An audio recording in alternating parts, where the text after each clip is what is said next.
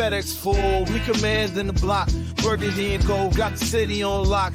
Hustling plays, they don't need to pretend. DC reppin' strong and we fight to the end. Commanders moving, no breaks, no pause. Hands in the dirt, respecting the call. K-Dot in the mid, dissect the grind. District divider with a city in mind. Trying to dance why, don't miss a bit. And you gotta spread the words, or shit is shit. K-Dot. Welcome, everyone, to District Divided, a DC sports podcast, more specifically, a Washington Commanders podcast. I am Amit. That is K-Dot. Welcome to another edition of Shades Monday. Just beat the New York Giants 27-22 on the road, moving on to 7-2 on the season, 2-0 in the NFC East. We're going to give you the post-game thoughts over here and get to the comment mailbag as we always do. But before we do that, if you could please like the video, subscribe to the channel, hit the notification bell, comment as you always do, and K-Dot. Vote. Make sure you get out and fucking vote. I don't give a fuck where you're at. Vote. If you haven't voted already, make sure you make it a priority wherever you're at. True. I have a particular place or party I want you to vote for, but I'm not going to go there. You know, fuck it. Fuck that orange son of a bitch. Vote. Vote. And then share this shit. Share this shit, please. I voted early, K-Dot, so I'm all good to go. I have voted. And yes, please do vote and please share this shit. We greatly appreciate it. Now, without further ado, let's go ahead and get into what ended up being sort of a business as usual. We're expected to win this game. We do win the game in our post-game thoughts over here. Just, I don't want to say fully in cruise control because there were certainly some moments where we're like, oh, they're just running down our throats and there's nothing we could do about it, where they just really committed to the run. We did have a turnover. Shout out Dante Fowler for forcing that. And then Bobby Wagner for playing through the whistle. The broadcast even mentioned that, playing through the whistle, recovering it. And then that was just huge for us. K-Dot, I throw it over to you. As always, the floor is completely open. You can go wherever you want with it. But what were your thoughts in this game? Once again, 27-22 Commanders. All right, so I'll do big picture. You swept the Giants. Mm-hmm. In 2 games against the Giants, we have punted a grand total of 2 times. You got to take care of these the wins. You got to get wins like this, right? It's a good win. Right. As you said, kind of taking care of business. Not a whole lot of fanfare with this one. I'm slightly disappointed by actually the entire performance when looking at the team as a whole. But offensively, good job. Good job, guys. Like, there's no getting around it. Good job. Jayden, continue to make the fucking plays that he needs to make plays for. Anyone in particular that I really want to shout out offensively is probably Cliff Kingsbury, and I'll get into some more details on that specifically. And if anybody's been on Twitter and saw Dan Orlovsky, I'll break that down in a second. But overall, just, yeah, as you said, defensively, it's early on in the game. Was up and through 6 minutes left in the second, 142 yards on the ground. like that. I'm sorry, dude. Like, that's embarrassing. Like, Yeah. It's not okay. Like, that's not okay. And look, we talk about complimentary football, right?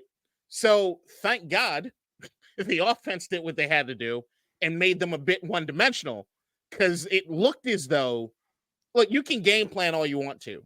Stop the run, dude. When they ran at the clip at which they were running, that's just lining up and saying, I'm going to punch you in the mouth, and I'm going to let you know I'm going to punch you in the mouth. And that's what they did. Like, the -8 passing yards, every time the Daniel Jones dropped back to pass, I was like, do that more. Because it was like, they were gift wrapping shit, right? But, yeah, it looked early on in the game, it was like, oh boy, if the offense can't jump out to something, because we had the first 3 and out to start out, and I'm like, don't do this, guys. Don't do this. You're better than these guys. You're better than them. And you get Daniel Jones fucking trucking people. Icky. Icky. I don't like. But they took care of business, man. Yeah, they took care of business. Daniel Jones, once again, put on against us. I mean, 20-26, 174 yards, 2 touchdowns, passer rating of 119.7, of course. He also ran for 1. Like, it just does this against us for whatever reason. But that's why it's so difficult to sweep the Giants. That's why we talked about this potentially being a close game. And again, it's on the road, divisional win, so you take it how you can. But I agree with you, K-Dot. Not being able to stop the run, especially in that middle period of the game, and actually as early as their second possession, worrying. right? I mean, Tyrone Tracy was getting wherever he wanted to. Then Devin Singletary could do the same thing. Daniel Jones busted loose for a long run. His rushing stats, 7 carries, 54 yards, and a touchdown. So certainly something that needs to be cleaned up. But that's why I feel we have 2 good units. And so it was really nice to see the offense come alive. Jayden completely controlled the game, 15 of 22, 209 yards, 2 touchdowns, QBR of 96. And that's out of 100. I was a bit surprised it was that high, but he did play. He played a massively good game. He played a very, very good game, but just a 96, I was like, oh, wow. I thought it would be in like the low 90s. 96 is like, wow, that's his best ever performance, according to ESPN. 128.8 passer rating. He also 8 carries, 35 yards. He was great. I want to shout out Chris Rodriguez on offense because it sounded like, according to Adam Schefter, that Brian Robinson was expected to play. And then Mike Garafolo's tweeting out, hey, he doesn't look quite right in warm-up. Did you see the video? Yeah. Saw the video. And Quinn's basically talked to him, and it's like, yeah, you can just tell body language he's not going. Yeah, exactly. Not going. And then for Chris Rodriguez, who was elevated, so he had probably an inkling he was playing, but still, to then actually play, to help us close the game out at the very end. 11 carries, 52 yards. He led the team in rushing. Just wanted to shout out Chris Rodriguez as well. The box score, I think I highlighted him because he did lead. He did, yeah. There you go. You see it in the bottom left over there. Shout out Chris Rodriguez. 11 carries, 52 yards. Noah Brown led receiving with 5 catches, for 60 yards. But Terry McLaurin, it was his day. 2 catches, 19 yards, 2 touchdowns, talking shit to Deontay Banks, which was just great to see. The talking shit was fun. That was awesome. And he's been waiting for it. He's deserved it for quite some time. So for him to turn around and that throw from Jayden, oh my goodness. That throw from Jayden. Sick. I was just laughing. Yeah. No, it was good. But other people to shout out. Jeremy Chinn, I think overall best. Yeah, he was all over the fucking field and diagnosing things immediately. Like, the all 22 is probably going to be a little frustrating for me, especially defensively, like looking at some stuff. A lot of missed tackles. Dante, and I will say this: a lot of guys might have fucked up at one point, and then I'd see that like they made up for it at least to some degree. So like even like Dante Fowler, he had this one where he just gets stoned. He just looks lost in the fucking hole on the read option and doesn't make anything fucking happen. I'm like, oh no. And then, but then you pass rush and everything, like he kind of makes up for it. The defense, look, we know if there's any unit on the team that would be considered the weakest of the units, it's absolutely the defense. I think special teams, also Cybert's a fucking beast. Tressway, when he gets his opportunities, is fine. I just think he needs his more opportunities. So go ahead. This kick return, punt return game, I'm loving. I think Izzo is doing a great job with those guys. And as a matter of fact, Nick Ballore, who we gave shit to his first game, his very first game, amazing special teamer. Fantastic. I think he's on his way to potentially getting a Pro Bowl fucking nod as far as special team guy. The defense just leaves some to be desired, like period. Like you could tell that they're playing with good energy. I could tell that, like, from a body language standpoint, it did look like they were communicating, but it was just, at least early on in the game, I really want to take a look and see exactly what it is that I can decipher as far as what the game plan was, like what it is they wanted to do.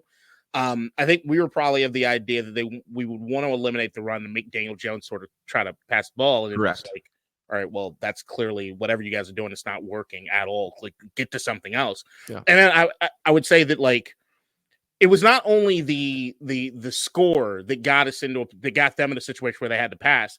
I recognize that, like, they had a drive where they started with, like, they went to play action like immediately, and they got behind on downs and distance and just start throwing. And I was like, what the fuck are you guys doing? Like, you should, like, you could literally, like, at that point, New York looked like they could have ran it every fucking down. It had success at it. And they kind of just went away from it. And then the score got to that point. So I'm not sure exactly what's what. Maybe I didn't see it too well. Maybe it's some of the defense. No, I think you're right. I think there were a couple moments where they would just suddenly decide to throw a quick pass. They tried to get Malik Neighbors involved, right? And then if it didn't work, then they're second and long. It's tougher to run at that point.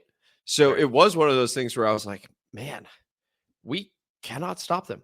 Straight up, if they decide to run every single play, I'm not sure we can do anything about it.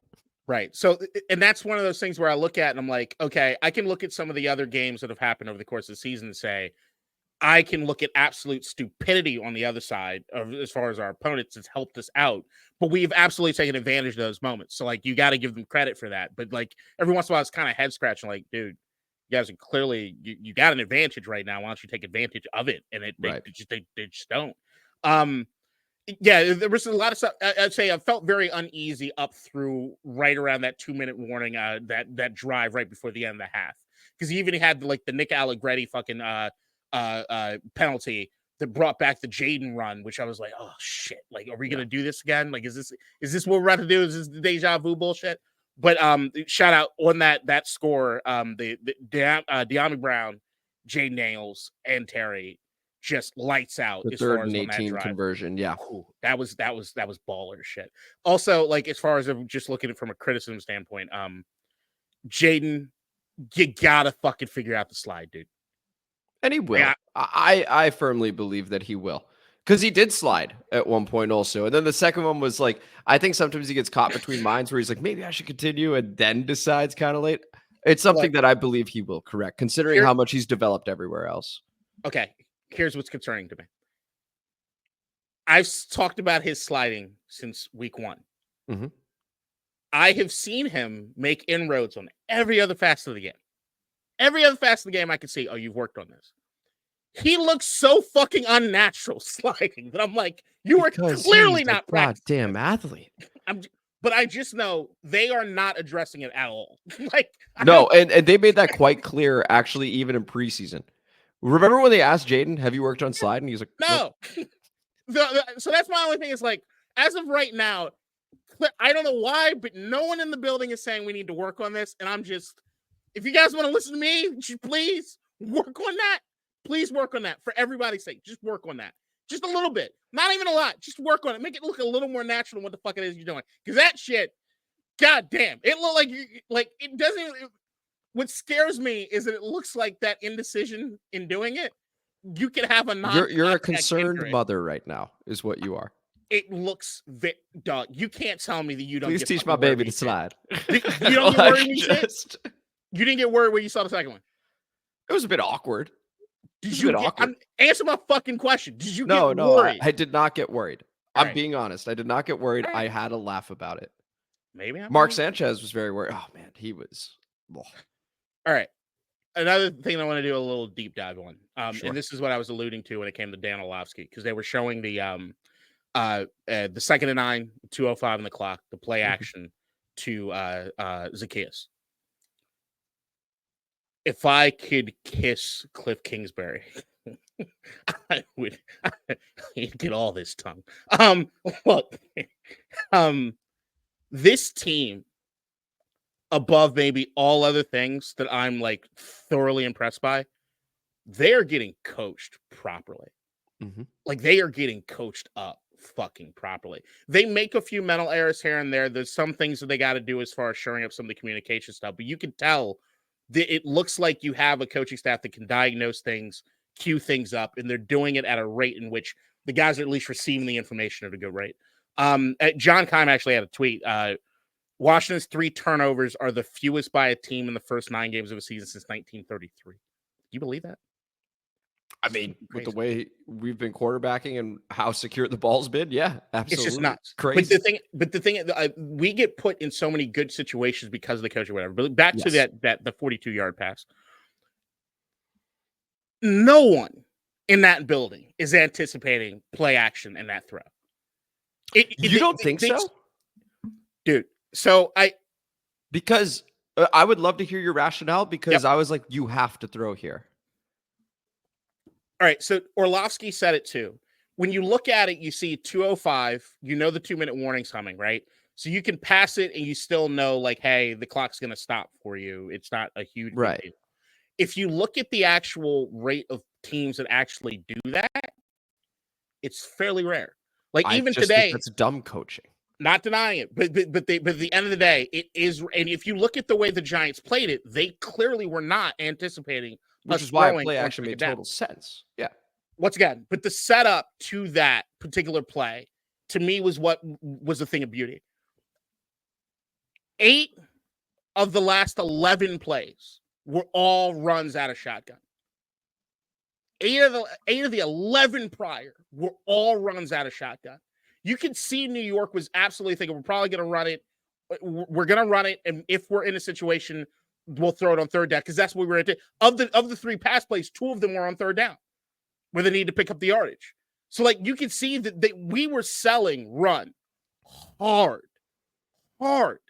And they bit on it so wonderfully. And it wasn't anything that you would really anticipate as far as maybe even a shorter route, just trying to get the first down. The shot was wide the fuck open. And they had queued it up so fucking perfectly.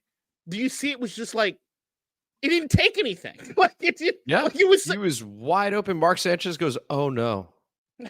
Just saw how open he was. He felt for New York.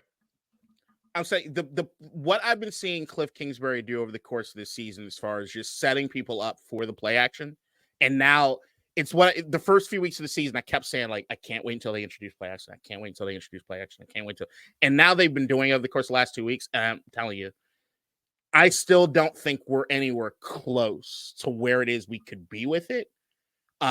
It's deadly. It's fucking deadly. They run so many different things out of light formations and light looks. You've no idea what's coming. Yeah, it's such a dramatic juxtaposition compared to last season.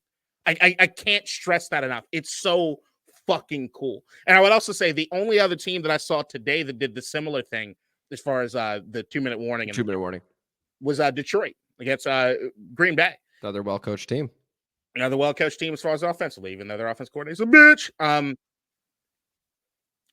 I got a shout out to that. I just thought that the way they set it up, and I get what you're saying, at least to some degree, is like, oh, maybe you should do that. I'm telling you, even if you hear Orlovsky talk about it when he's doing it, you get it's not something that just floors me, because I've had this casual conversation with many fans. It's like, oh, okay, so if they're choosing to not take their timeout, they being New York in this case, and you're down to 2:05, 2:04, playbook's open. You do whatever you want. Clock stopping at 2, no matter what. No matter. So go ahead. And so when I was watching, I was like, oh, we're going to throw it. So the play action didn't surprise me. It's more surprising that it surprised New York. Like that's sort of the scary thing. Me, a fan, going, yeah, we're throwing it. Of course we are. I think you are. I would be completely honest with you. I think you're downplaying maybe your savvy. It's not something that people are anticipating. Yeah, I mean, it's maybe. I mean, look, the proof is in the pudding. You saw what happened. Yeah.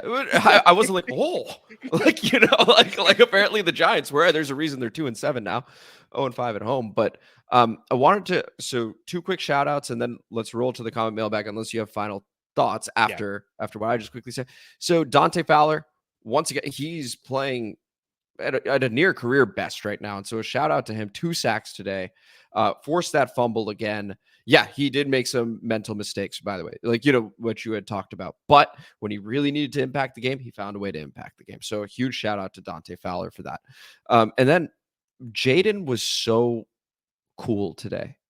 Like, I almost feel like more than usual. You're on the road. You're you're trying to sweep an opponent. It's a divisional game. And he looked just such a cool customer out there. Like, even the last throw to Zacchaeus, and he just slowly turns over to the Giants sideline, just nodding. This is what I do. Like, the man is, I haven't felt more confident in a QB ever, with this franchise in my lifetime. And he's 9 games into his career. Danny Werfel. Any final thoughts before we go to the comment mailbag? Look, man, if there's one, I think to me, the coaching staff and the preparedness of this team, and we give them shit for the gaffes they make, and they do it every game. But at the clip at which they do things the right way, at the clip at which they're not making a lot of these mistakes, it's keeping us in every game. It's like, you remember was it 2 years ago where Pittsburgh went 12-0 and we beat them? Yep. And everybody. That was during COVID. That was during COVID. Right. So that was 4 years ago. Yeah. Damn. Since 2020, my whole brain's fucking fried. No, it's fine. Understood. when they went 12-0, and everybody's like, dude, they're not worth 12-0. But then you look back through the games and they're like, all right, well, they did that right. They don't make mistakes. They fucking take care of this. They do that.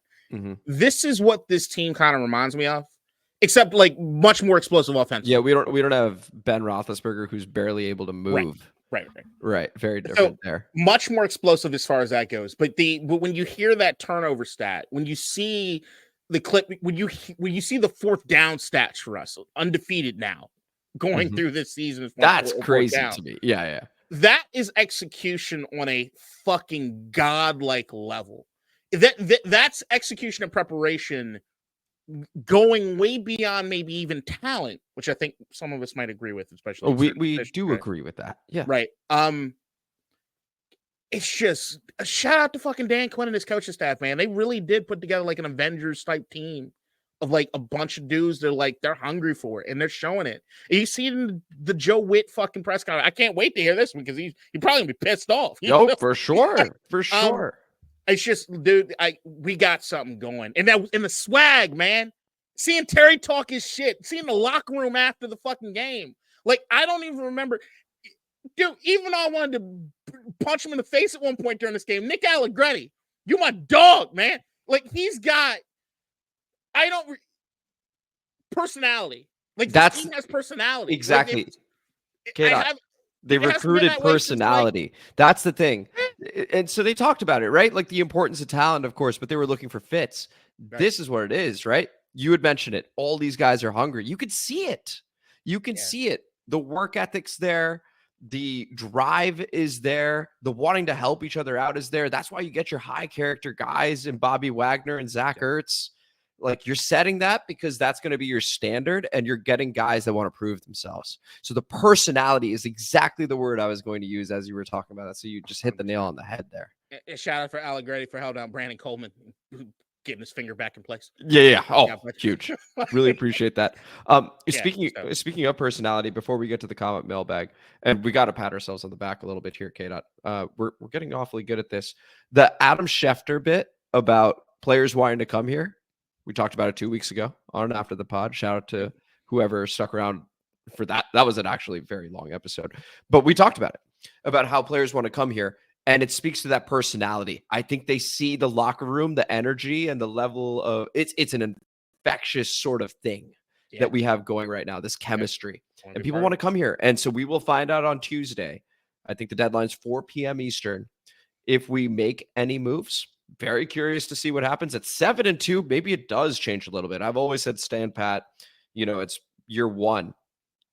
7-2 is an interesting spot. This is why I'm not getting paid to do it, and Adam Peters is. It's a very interesting spot. We're in different territory now. 7-2, where if Green Bay wasn't fucking stupid and like they beat the Lions, we're number one seed in the NFC. So like the dynamics have changed a bit. Okay, it's different. We're now in the window. Everybody thought that like the window would be designed. Maybe we were cracking the window or taking a look at how it opens. Is it one of the ones that like fold back to it? Like, and now the window's like wide the fuck open. It's like, hey, the NFC's weak as shit right now. What do you want to do? Goes back to another episode we did. The landscape of the NFL. Where do you want to be? Our window could be as open as early as this year. And here we are. I mean, this is beyond best case right now. Like, it's crazy how quickly. Okay, let's play a fun game here. Jayden Daniels, where does he rank amongst NFC QBs for you right now? Fuck. I got like damn near the top. I mean, exactly. That's the thing. Like, but maybe not true in the AFC. Maybe right. So like, just speaks to the window that we have here. It's there. Like, and look, the next 2 weeks are going to be legit. Like Pittsburgh, Philly. And then Dallas after that, which is that could be a fun one. I feel like that's the next three, right? The state of Pennsylvania for the next 3 weeks are going to be something for me. Okay, it'll start all on Tuesday night. So I know. Pennsylvania getting a lot of fucking runway. Okay, but yeah, after the next 2 weeks, we'll know a lot. And I just think that like right now you're in a place where like, all right, Philadelphia. They struggled a bit against Jacksonville before they finally put them away. And then Pittsburgh, they had the bye, but they looked pretty good last time. Russell Wilson's getting the ball downfield. Interesting. Interesting shit. We're playing another awesome organization, awesome culture in the Pittsburgh Steelers. We'll have the preview episode for you guys as we always do, Friday, 2 p.m., of course. But that is certainly an excellent game on the schedule.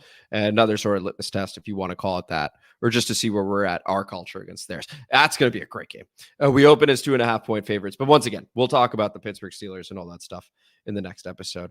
Why don't we go ahead and go over to the comment mailbag as we always do. But first things first, we got to be introduced by our very own Nikki. Comment mailbag time, motherfuckers. District divided, ain't got time for no suckers. Spread the word, get in line. OGs and new G's, it's your time. And spread the gospel, cause this shit is divine. Yeah. All right, thank you for that intro. As always, Nikki, greatly appreciate it. We begin with Coach Lombard, shout out. I agree with KDOT about Wagner and Newton. Newton was the steal of the draft. Chicago has nice pizza, but the Bears is a dog shit organization with a dog shit front office. So again, just for reference, this is the Bears recap episode of that game, the Jayden Daniels, Hail Mary, etc., the 18-15 victory. So that's why we're talking about the Bears here. In terms of New York Giants, I'm taking the Giants plus 3.5 and under 44. Unfortunately, a no for 2 week there for Coach. Azeez Ojulari is actually better than Kayvon Thibodeau. He has both elite bend and elite burst. Got to see if Coleman starts, and he did. I'm taking the L on Dorrance Armstrong and Dante Fowler Jr. Chris Hubbard is a nice run blocker, but those Cowboys rejects might double their sack totals in one game. I'm tempted to name B-Rob as player of the game, but McFadden, Newman, and Pinnock, are elite downhill. If Shane Bowen sells out, shit could get interesting. Hashtag share this shit. K-Dot, your reaction to that comment. I appreciate you agreeing with me on something. Yeah. The convergence is occurring. As far as I like Ryan Poles, the GM up in Chicago. So somebody I kind of root for. I also know ownership in Chicago can be a little fucking weird. There's been some stuff I agree with. There's been stuff I absolutely disagree with. I just still think for Chicago, the biggest mistake has been going into the season with this particular coaching staff. Completely agree with that. Also thinking, oh, by the way, Shane Bowen, of course, defensive coordinator for the Giants. I'm just looking at everything else. Azeez Ojulari did have a couple tackles for losses. Maybe it was just the one. A couple quarterback hits on Jayden.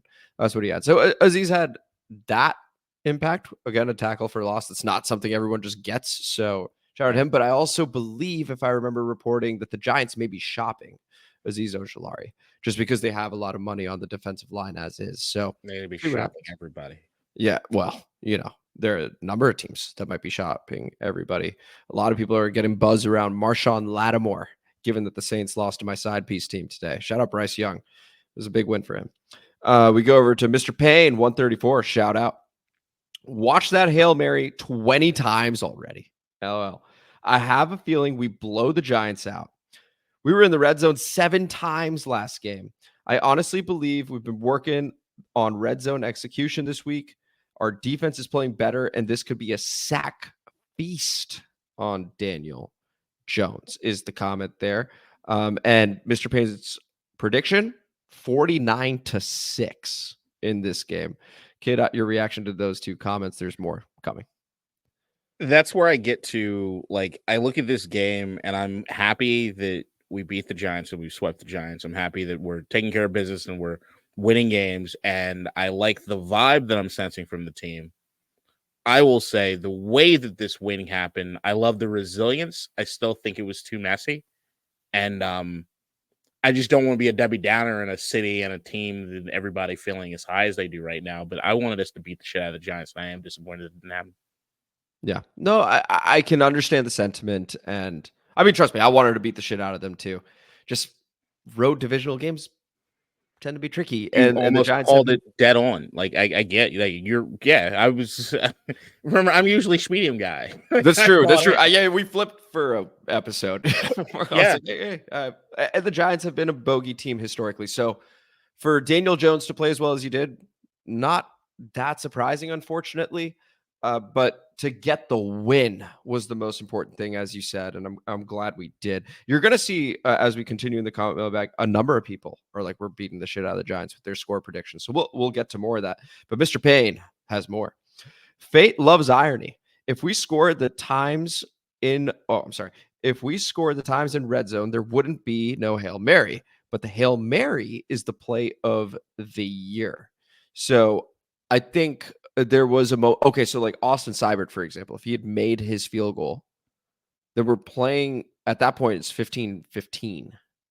So maybe we're playing for a tie, no Hail Mary. So maybe that's a potential reference over there. Oh, in fact, there is a reply. Yeah, if we scored that one field goal and we end up 15-15, we play for overtime and that Hail Mary never happens. That's from Ben Lifton for a while. Shout out. Get out your reaction.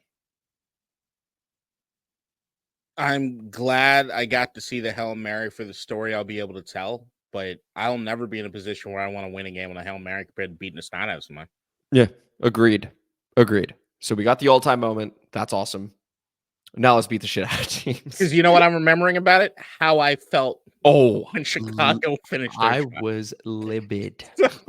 I'd rather eliminate that. I didn't want to do this episode. You knew what I was like. I was imagining, like you had said, it's the Caleb Williams storyline. I was like, no. So as much as we remember and we're lionizing what it is we saw in the Hail Mary, remember the feeling you felt before that drive. And then ask yourself, is it healthy to want that again? Yeah. Oh, by the way, Mr. Payne went on a rampage. They're all short. Damn. We went on a rampage over here. Shout out. We got like 5 more. Fate loves irony again. Carolina traded with the Bears, got Bryce, and CJ's better. Bears get that Carolina pick and get Caleb. Jayden is better. That's 1. Then we got Ray's Hail Mary as a name suggestion. That's honestly not bad. Ray's Hail Mary? Because we got the Ray's Hail? I think it makes sense. I have what I'm calling it now. And what are you calling it? Virgin from it. It's the Miracle in Maryland. The Miracle in Maryland. That I'm done. I'm not calling it anything. Okay, not even up for debate there. All right, cool. We go with Mr. Payne. Interesting that JD is 5-2 against former Heisman winners and 2 teams with Heisman winners on them. 5-2 against Heisman winners? Is that right? I'm not gonna check it, but yeah, maybe. We'll roll with it for now. Black ACG by Nike. K-Dot knows those with the savage boots and a lot of laughing emojis over there. That true, K-Dot? I just stumbled upon them yesterday. No, they're in a bag behind this couch right here. I was I still have a bag of stuff that I took from my ex-girlfriend's house when I left in the tip. I was trying to find something, and the Nike boots were there. That's what you found. That's where they were. We here's Mr. Payne's final comment, I believe. Just going LMAO. Maybe I will use the Hail Mary to get in the mood. Just a series of laughing emojis there. Love you guys. So that was when K-Dot said that's what I do when I'm with a woman, is I just throw on the Hail Mary. I mean, that's what I'd hope you do. I feel like your love making is more along the lines like Donald Trump. You pay them and then you. What do I do to deserve these strays? I mean, you know what it is? What is it? I can't allude to a particular thing anymore because we're monetized, you son of a bitch. And what I'm also not is you tried to change the narrative. You and Brendan, that little bitch. A few weeks ago. What are you talking about? I'm never gonna forget it. Okay, you're getting both barrels, motherfucker. Wait, is this the JJ stuff? Yeah. I don't forget. I have to read what's on the comment mailbag. Yeah, okay. All right. I'm not asking Brendan to do it. He's just doing it, and for what it's worth, he's not in this comment mailbag. No, he's actually doing a really good civic duty right now. He's in Pennsylvania knocking on strangers' doors to get them to vote. That's incredible. And I bet once he's done with that, he'll be in the comment mailbag with the next JJ McCarthy question. 100%. Oh, yeah, we go to Jess Santo. Do Lord's work there, Brendan. Jess Santo. That's unnecessary. Jess Santo goes, quick question after we destroy the Giants. How do you post/share videos or pictures in the comments on YouTube? I've got some cool shit to share. I don't know. Okay, you don't. You find us on X or Twitter. Oh, it's true. You can follow us at District Divided, and you can send stuff there. You can DM us as well, and then we can I'll throw it to KDOT and be like, "Yo, KDOT, show this thing." I could do that, but we could do that. Memes and shit on YouTube, that would get really messy real quick. That's true. Maybe the precedent. We'll figure it out. That's for another time. Then we got Blood Clot. Shout out. My mind says trap game. This got 2 thumbs up, by the way. My mind says trap game. My gut says we shut down the whole Giants play well against us crap. 31-10 Commanders. Okay, so another big score line predicted over there. K-Dot, your reaction? The Giants don't play well against us. Yeah. But I was actually thinking about this as we were going through all this stuff. As far as I was thinking about the reason I was feeling disappointed. I'm spitballing this, all right? Yeah, that's fine. The reason I was so disappointed was that I wanted the narrative about this Giants thing to end. That's why I wanted us to beat their asses. But now I'm realizing something. I'm realizing that the want to do that is still carrying shit from a bygone era into the new era. I shouldn't be comparing these guys to anything. Okay, yeah, I see that. Because I didn't feel strongly that we beat the shit out of the Giants. Now, I want to beat the shit out of the Cowboys. Because I still remember Dak and the turkey leg last year. No, here's the thing. I want to beat the shit out of everybody, right? But what I don't want to do is I'm not trying to exercise demons from a bygone era. Oh, yeah. Okay, I see what you're saying. So that the root cause, what a fabulous show this is. We're now going into the roots of feelings and why things exist the way they do is from the previous regime. Right. I mean, maybe not. I mean, I don't even look at last year. Like, I still look at last year as the previous regime because they couldn't do anything. Mm-hmm. So it's just like the after effects of the previous regime. This is finally a new day.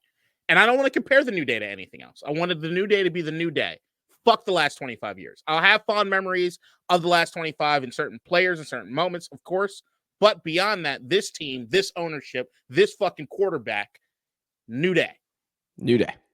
We go over to Nicholas Shobitz. Shout out. What's the intro song? Got a thumbs up as well, K-Dot. I've named it Capital Flows. Ooh, I didn't even know that.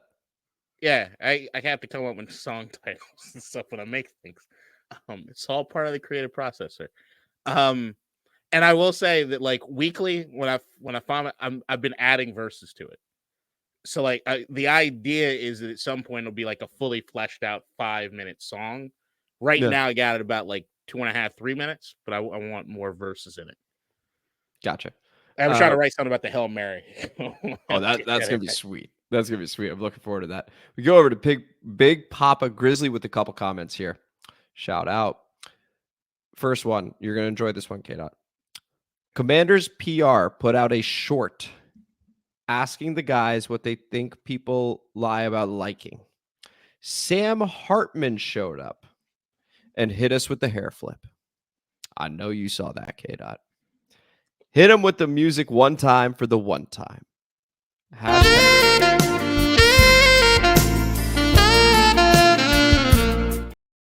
Hashtag Sam Hartman fanboys.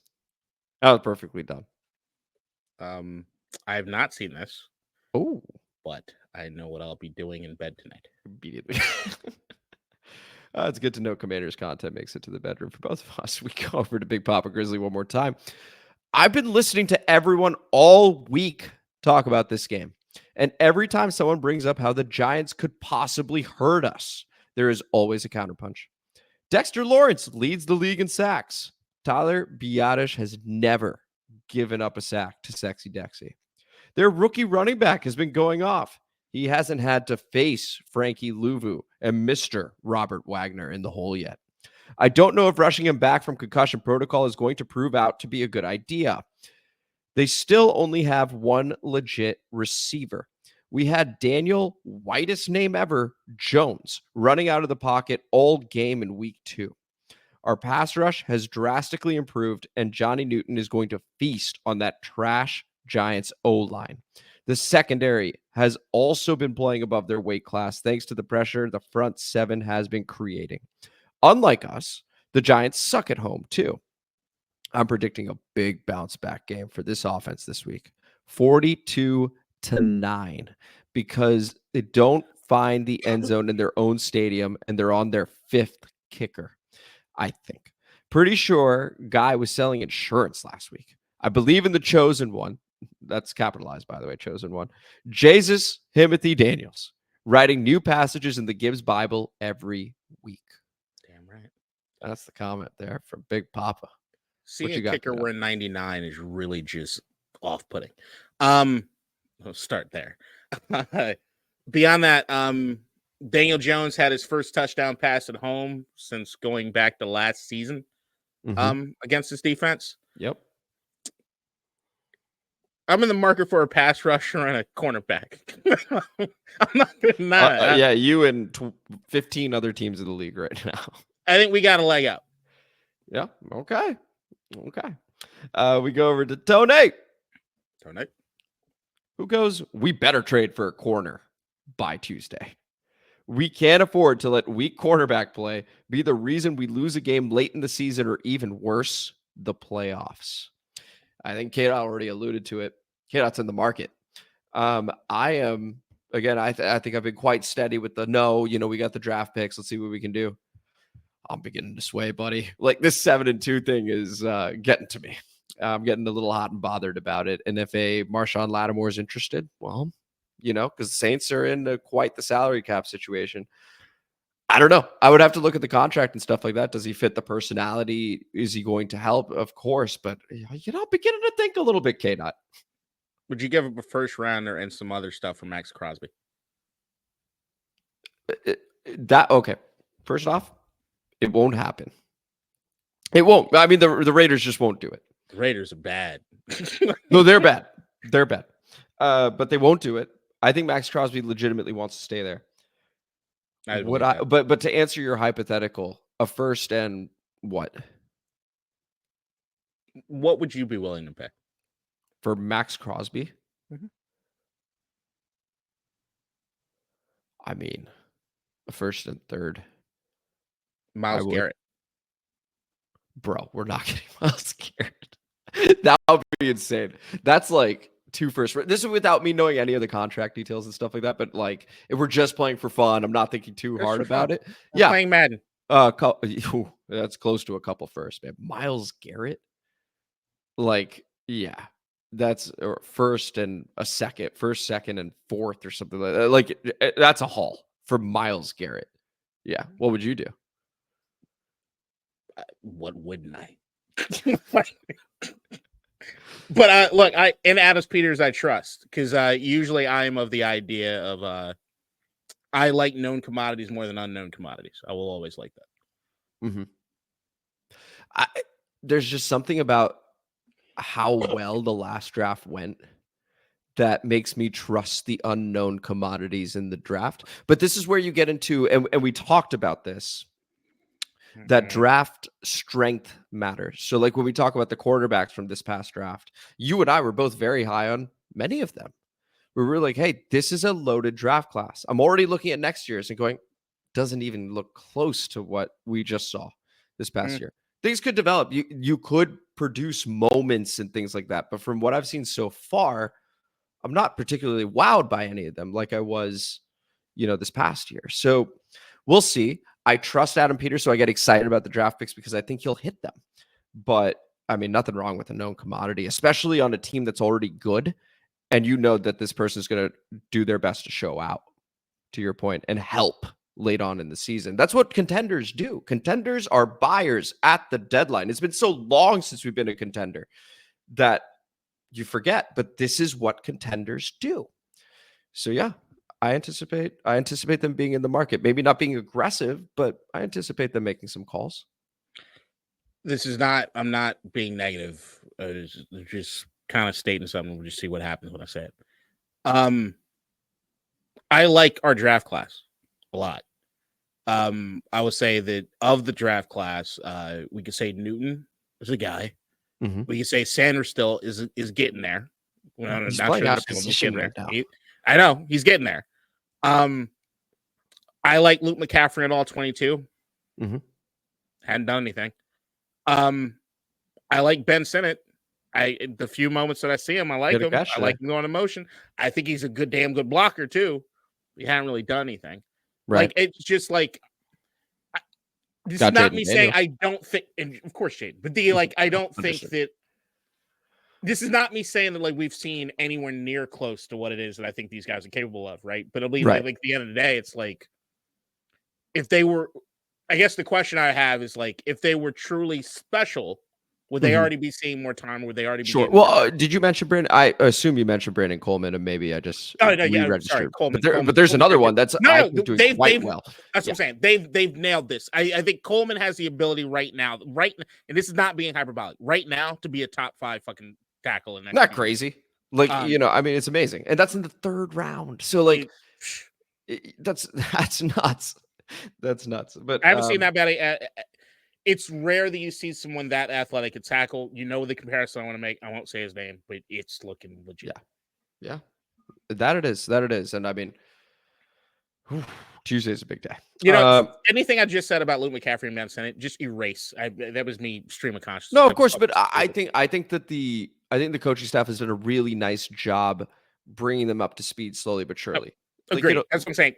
Actually, literally delete. Don't think about what it is I said. Yeah. Okay, got it for the audience. What's that? All right, we go over to Jess Santo. Shout out. Now, this is after the game. And even Tony's was after the game as well. And here goes Jess. We've been stomping these teams for the past 2 weeks, and then the defense lets them back into the game in the 4th quarter. Yep. That needs to be corrected before we start playing some better offenses. Yep. Witt needs to nip that shit in the butt ASAP. We handily beat the Giants. Hand them a damn broom. Daniels looked fantastic. Noah Brown has been a standout. Terry is Terry, and the offensive line looks impressive. Rodriguez was always compared to B-Rob. There isn't any point in having 2 running backs with the same skill set. Well, that theory was proven wrong today. Well done, Rodriguez. Besides the past 2 4th quarters, the defense has been physical and playing as a unit. We're 7-2, and it's on to a tough game against the Steelers. Hail victory. Get out your reaction. That's the thing that's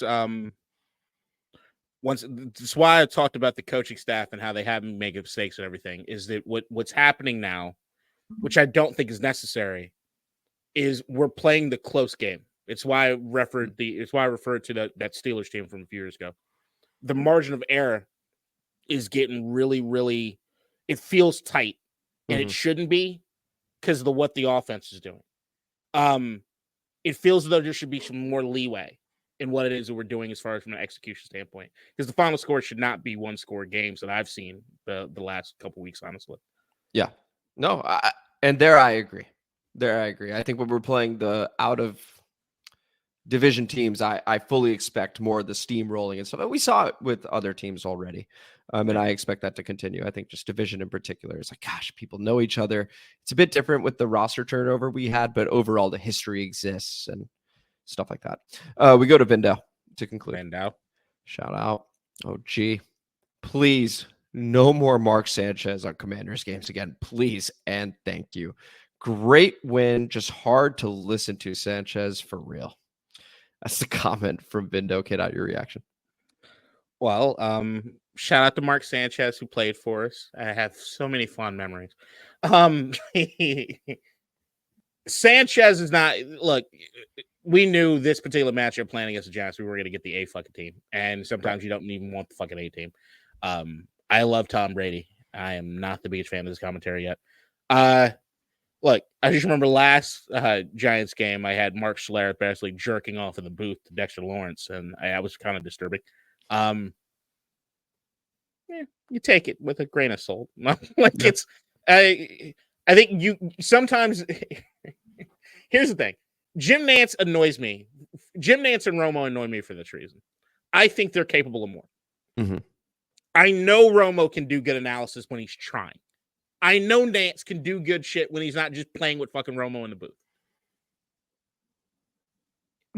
I'm trying not to be totally mean with Mark Sanchez, but there are a lot of people that are doing commentary where the ceiling is significantly lower than a lot of the other guys out there. So when they're saying anything, I just kind of laugh it off because I'm like, you don't know what the fuck you're talking about. Sure. Like, I don't even take it seriously. So at that point, I'm like, just be entertaining. Yeah. He has his moments, but like overall, it's like, No, that's fair. It's a low That's bar. fair. He didn't irritate me as much as I had mentioned it a couple times, but he didn't irritate me as much as I think he irritated a lot of people in our fan base. Because I remember scrolling through Twitter and people were like, Mark Sanchez. I was like, I was just glad we won, man. Like it's whatever. Do you have a favorite commentary team? Mm-hmm. Who's your favorite commentary team? Oh, it's I don't think it's close. It's Buck and Aikman. Yeah, okay, that's mine too. I think those guys are fabulous. Well, I'm not going to say it's not close. Buck and Aikman are the best. Tarico Collinsworth are also Tarico Collinsworth is second best. And it's because, look, when it was Aikman, Buck, and Collinsworth back in the day, that was my shit. Like that was fucking awesome. And then when like they started because Al was with John, and then John had to go. So then they bring in Collinsworth, and it was like, no, Collinsworth is I love those groups. I love those guys. The two people I trust doing commentary more than any other people are Tarico and Buck. Because the thing with Tarico that makes him so fucking interesting, other than not knowing at all what the fuck his ethnicity is the Tarico. He says he's Italian. I don't get it. So if anybody can answer that for me, what the fuck Tarico is? Well, Tarico tried. You just won't listen. I'm not. You don't buy it, Tarico. He's that Sicilian. Right? What if he was like, I'm Slovenian? You're like, get the fuck out of here. What do you want? Apparently, he's legit Italian. I'm like, what? I'll look it up. I'll rabbit hole it up. All right, good luck. I did that a few weeks ago. Good luck, motherfucker. So what'd you do on election day and trade deadline day? I just figured out where Tarico's from. It took 8 hours. The thing with Tarico is you can tell in the weekly meetings they have before the games, he's getting as much shit and he's retaining it like crazy. You can tell that if you sit down with Tarico, he's like a real journalist in that sense. Like he knows his shit. He's going to remember his shit. The fun facts that he'll just ramble off during a game, you're like, that was actually interesting. Like that was actually an insight that I get. And then Buck, anything that's happening on the field at any given point in time, Buck's ahead of it. And not only is he ahead of it, nothing can rattle him. There's no like being off balance with something. He's prepared for everything. And he knows when it is to let the moment breathe. Like, let the moment be the moment. I don't need to get in the way of the moment. And then when they're the big moments, I can say this. I can talk about this. I can do this. He learned from his dad, who was one of the best. He got better because there was a while there where Buck was a bit monotone. And you're like, oh, like I feel like you could have done a bit better there. And he got so much better over time, I thought. So that's I remember those criticisms. I've always been a Buck guy. Even then. Yeah, because I thought the monotone stuff was working. Because I think what he was learning was like, I'm going to let the color guys do the color stuff. Because you remember he's coming from baseball and stuff, right? So right. There's a difference. You can see the transition. Yeah. You can see and then especially he's great on baseball. When you have a 3-man booth sometimes, because you remember they used to be 3-man booths. And when you got a 3-man booth, he can't really interject all that much. He's got the other guys you got to kind of play off of. So, like, I thought he did a great job. I will admit, in this age, he's got a little bit of I don't give a fuck. Oh, I love it. This is peak Buck for me. Yeah. No, he's great now because he's got that. It's the same thing that Al Michaels had 10 years ago. Right. It was like, I've seen everything. There's nothing. Who gives a shit? Yeah. Right? So it's like when the moment's happening, he gets excited. You're like, this is a moment. So, like, I like that. Oh, the Minneapolis Miracle Call was iconic. I mean, wow, he nailed it. Yeah. I know we need to wrap up because it's still Sunday football. Yeah. But fun fact. So Al Michaels, most known for, he did the call for the Miracle on Ice. The great. He wasn't supposed to be the commentating guy during that particular game. A guy known to a lot of us in Washington, D.C. was supposed to be the guy, but he got sick. That's right. George Michael. Yep. Yep. I did know that one. Stories. I did know that one. Yeah. If that had happened, George is the god. Okay? But then we don't have him here. And I'm telling you, in all those years as a kid, even when this team was dog shit, to watch the Redskin Report or the Coach Gibbs show, or whatever the fuck, that shit, I cherish those. Seeing Riggins with George and Mike and Tony, and Sonny, man, it was so fucking awesome. I miss that era. I miss it. Rest in peace, Jim Vance. Rest in peace, George Michaels. Legends, absolute legends. And that was the Comment Mailbag. This is District Divided, a DC sports podcast, more specifically a Washington Commanders podcast. Thank you guys so much for listening to our recap, post-game thoughts, and the Comment Mailbag from the 27-22 road divisional victory over the New York Giants by a score of 27-22. The Washington Commanders 7-2 for the first time since 1996. We're watching a pretty historic season here, folks, so drink it all in. I am Amit, that is K-Dot, and if you enjoyed, please like the video, subscribe to the channel, hit the notification bell, comment as you always do, and K-Dot, vote blue! Vote blue! We need to get rid of these sons of bitches. If you disagree, and I like you usually in the comment, just don't say anything. I don't need to know. We're still family. We're still family. Blue! Let's win this shit. Let's put it in the end. Let's fucking do it. Let's send that orange son of a bitch back to Mar-a-Lago. Fuck him. Fuck him in the ass.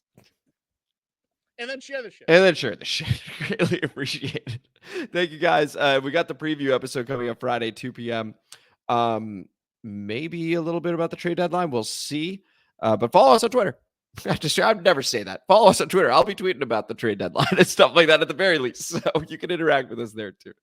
So yeah, Friday, 2 p.m. Until then, take it easy, guys. Bye, everybody. In DC, we're just hoping that you listen.